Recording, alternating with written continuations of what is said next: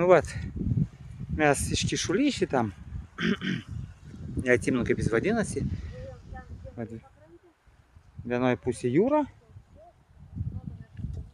ir kitoje pusėje jūra, tik čia įlanka. A čia bangos truputį. A va tai ten, kur Vytą nematau.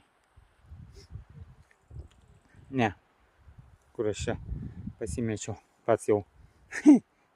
Van Vytą nuėjo iš Kyšulį tolyn.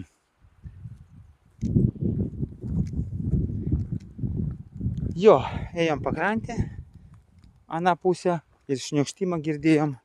Dabar pakilome į viršų.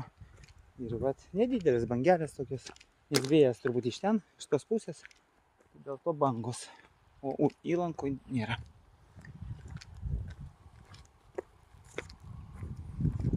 Geras oras, super atostogos.